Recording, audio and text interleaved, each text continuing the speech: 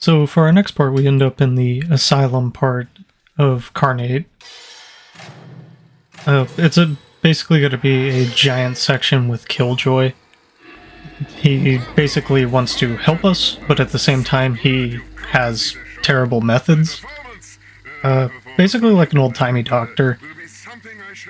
He's much of a believer in the results and not so much a believer in the humane part of getting those results.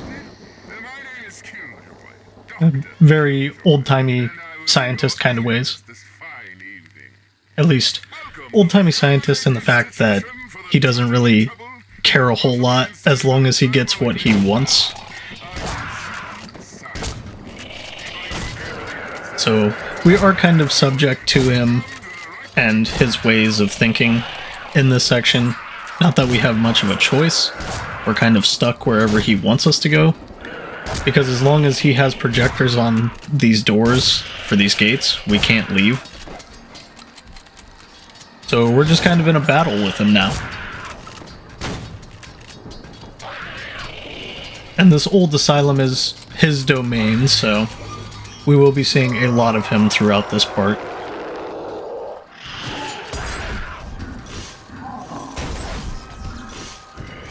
But here, we're just putting in work with the insanity mode with our burrower strike.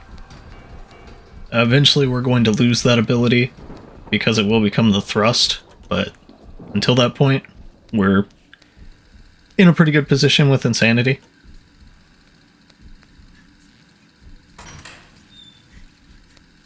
So we can't really leave the asylum anymore. We just kind of have to go about whatever Killjoy wants us to do.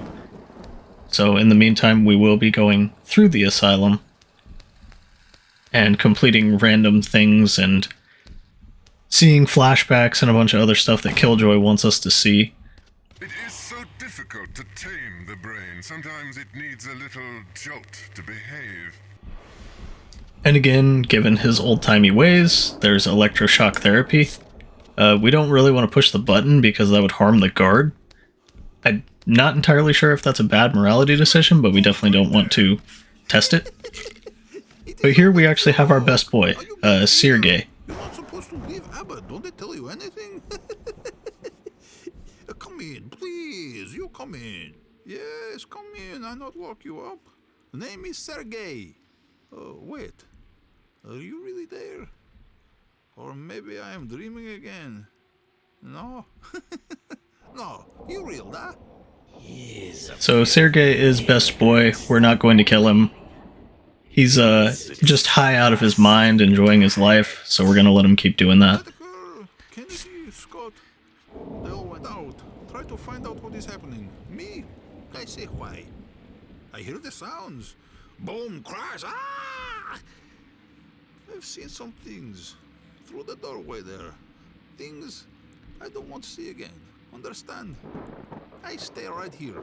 We're safe. And I have pipe to keep me company.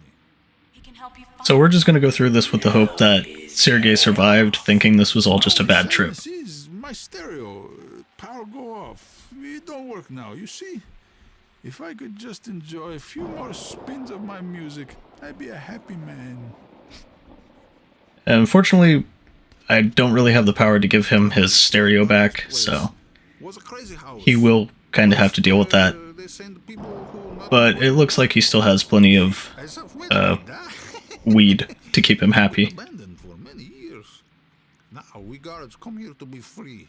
It's the only place I feel safe on this island.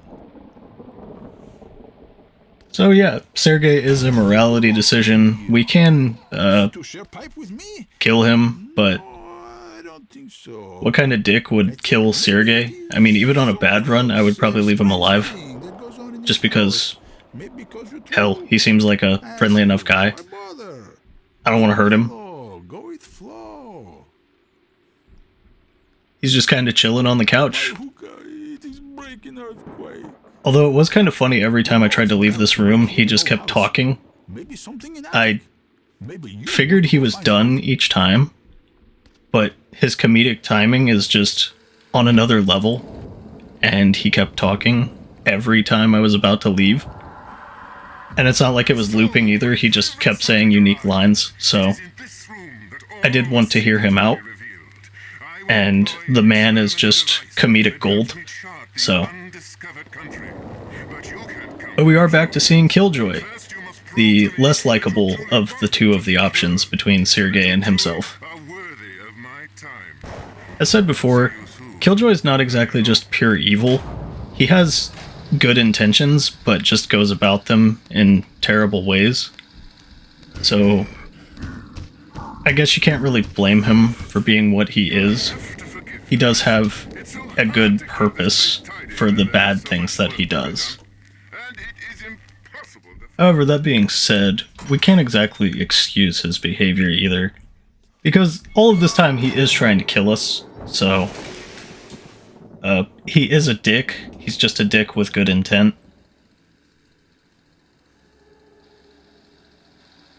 But anytime we have projectors, we can pretty much assume that Killjoy is going to be there.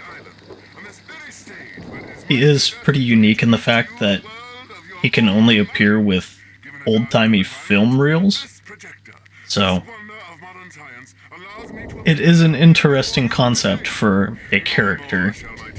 He can only appear in our thoughts or on a film reel in front of us. And he does use them as a deterrent, like setting up the gates on the doors so we can't escape. But again, he likes trapping us in rooms with a bunch of slayers, so we just kind of get rid of them, and then we can figure out how to get out of the room. This game is a little old-timey in the way that there isn't much feedback on stuff working or not. So this part is simple enough. If you just look at where the rope is tied to the painting, then you can just shoot the wooden... I'm not exactly sure the technical name of them, but the wrap for the rope that holds it. But you can just shoot the wooden holder for it, and it'll break and drop the painting. I did give it a shot, but there's no real feedback to it working. There was like a single little wood chip that comes off, but at the same time, it didn't really give much of an indicator that it was breaking. I should have shot it more, but it's just simply shooting that and then blocking off the projector from the door. So, it's easy enough to get through the door. It was just me not really having as much feedback as my hamster brain needed to realize that that was the correct solution. So then I tried to shoot the rope and go back to shooting the wooden holder. And that works. And then the hangman decided to try and kill me. So yeah, they have pretty interesting timings themselves. This is probably one of the creepier rooms in the game. Just for some reason there's a ton of mannequin parts. It almost looks like bits of the Slayers. Almost like this is a production room for them. It's really odd and kind of off-putting. I don't know how many people have fear of mannequins. I don't personally, but it is still creepy to see bits and pieces of them like that. My fear lies in thalassophobia. For those that don't know, fear of large bodies of water or the ocean. So, yeah. Those kinds of games, can't really do. Subnautica, funnily enough, can't play it. Scares the shit out of me. But here, we get kind of a glimpse into Killjoy's special machine. The Rebirth Machine, I believe is the name for it. It gives you the ability of reawakening or rebirth, so...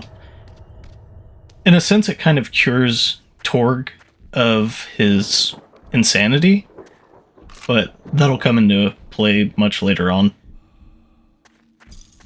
It is really odd. Killjoy is actually a physical helper, though he isn't physically here. He is actually assisting us, though, so it's kind of odd.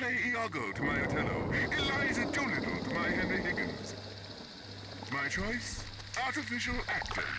And it's not like all of these monsters or anything are in Torque's head. Like, everything is actually happening. The only thing that doesn't happen is Torque's monster form, the insanity. Later on, it is explained that he's not actually becoming a monster. It's just him seeing himself as one. And the adrenaline is just so high in his system that he's physically just ripping monsters apart to pieces with his bare hands. So, all of the monsters are real. The only fake one is Torque himself. Unless you're being like the bad ending, then I guess he could physically, literally be a monster. But that's a little too deep for this kind of stuff. All in all, Torque just goes into a sort of rage mode that sends him into a berserker kind of state where he just starts tearing monsters to pieces. But the entire time he's seeing himself as a monster. But, like Killjoy says in his diagnosis, it's just the adrenaline sending him into overdrive, where his strength just becomes ridiculous even for a normal person. Which, funny enough, is actually a real study. For those that don't know, there's the case of manic strength. So, it is based in reality, in a sense. Because there are cases of people having strength that would far exceed their own in times of manic situations, such as a loved one being in trouble, or other situations where it would call for something way outside that person's strengths. So, interesting little lookup if you ever feel like having a bit of reading. So, quite possibly that is Torque's case. It also says that he suffers from mild delusions, slight multi-personality disorder, which is played into in the second one a lot more. So, that's kind of your hint at Blackmore. But at the same time, Blackmore doesn't ever appear in this. I feel like the insanity mode is also just... maybe that's just like another one of his multiple personalities, but it's hard to say. They could be talking about Blackmore, but it could be the monster that he sees himself as. So, if you think about it, the monster is kind of its own personality, because it's technically not Torque whenever he does become the insanity monster. So, food for thought. None of this is concrete that I've been saying about the game. It's just sort of interesting discussion. This game does leave a lot of stuff open, like, not a whole lot is concrete. Nothing is really defined or set in stone, anything like that. It's just kind of what the player draws for themselves. Which can be a good thing, or it can not be, depending on how you view things. So, just interesting food for thought. But here we have the padded cells. Since we are in an insane asylum, they're kind of, obvious they're going to be here. But you have some interesting environmental writings. And God Help the Beast in Me could be a reference to Torque himself. Because you can either cause your family's deaths, or you can be, like, wrong place at the wrong time, framed for it, that sort of thing. So, it could be a reference to Torque himself, or it could just be the poor unfortunate soul that was in the cell previously. Nobody really knows. But here in this room in particular, we do have a moral choice on the floor. This one is actually not really clear for a lot of people, but you actually want to mercy kill this guy to get good karma. Because there's no way that he can be saved. The obvious decision is to just put him out of his misery since he's suffering so much. So, yeah, your right call there is to actually end his life, to assist him. Which To some people, may not be the good decision, but in this game in particular, just saying, that is how you get the good. So, in that particular case, it is good to kill the guard, because there was no saving him at that point.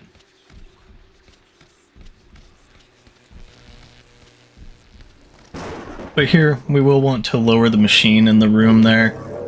We can't really go through the gate yet, because it does get electrified by the machine, so we do have to go and drop it before that gate becomes de-electrified, or unelectrified. Whichever one it is, I'm not too sure on the correct terminology, but we just want to push the button and spin the crank and send it down. And that'll just give us access to the gate. Alas, the golden age of radio has passed us by. And of course, Killjoy talking about the good old days On the audio and being a dick. perception, when it is the visuals that can truly enrapture an audience. And he's talking about the golden age of radio, but then TV, well, video killed the radio star. You know, that sort of thing. Again, he's just hinting at his old-timiness. For those that don't know, he actually considers himself an alienist, which is a not as used term for a psychiatrist. So, he's a psych evaluator, but just old term. So he actually considers himself an alienist. And yeah, it sounds like he studies aliens, but that is actually the former term for psychiatrist. Just in case you were wondering, I know I didn't know that before I played this game, I had to look it up, so this game did teach me something. But it is interesting.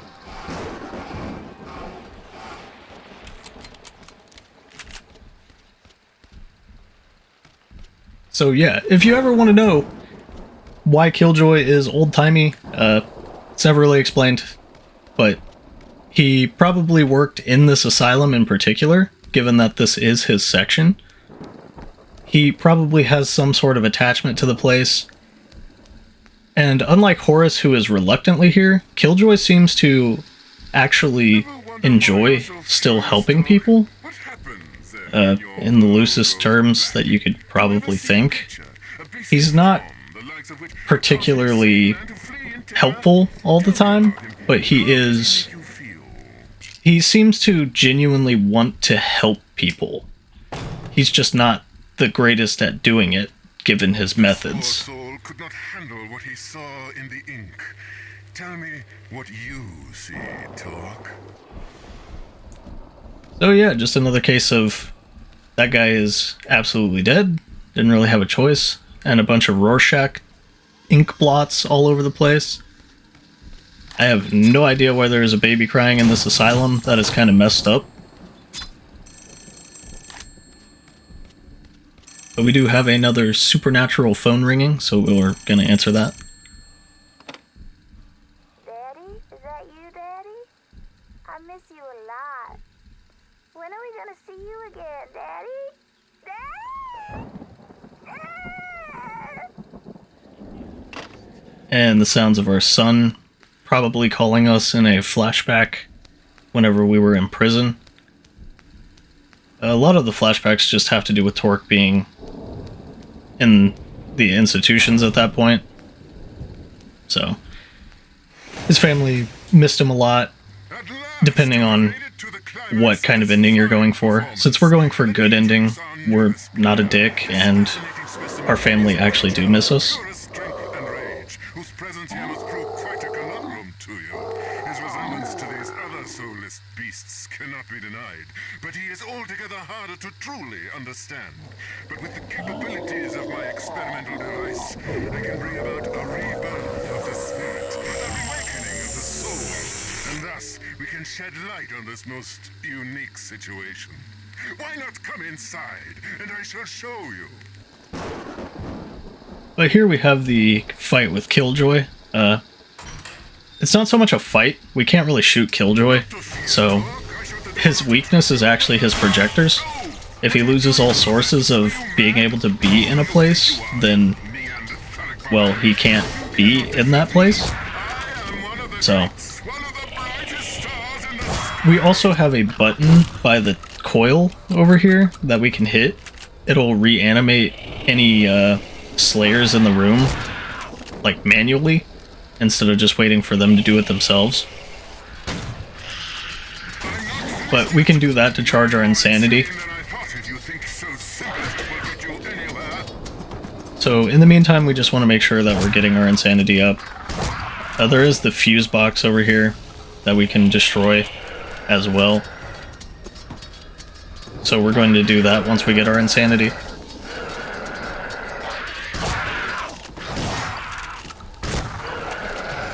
But shouldn't be too much longer now, we only have one more kill.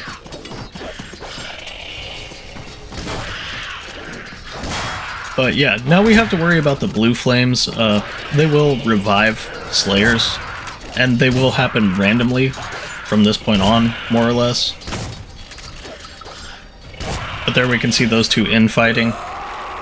But I just end up going into insanity and we'll just ground slam most everything. And the last projector up on the second floor just got destroyed. So that's Killjoy out of our way, essentially. But it will introduce us to our rebirth powers, which is using the machine to get a purple aura that lets us throw purple energy. Kind of weird, but it is used later. But for now, we just need to hit the button. But I was just kind of checking around the room, looking for things, messing with our monster form up here, which is really interesting. This is the one of the few times in the game where you can actually see the monster form that isn't you using it, so that's something of note. But we will just need to hit the button for the Tesla coil, and it'll activate the rebirth machine, and then we can just throw the energy at our monster form, and then we can leave Killjoy's asylum. And that'll be the end for this part, but let me know what you guys think, and have a good one.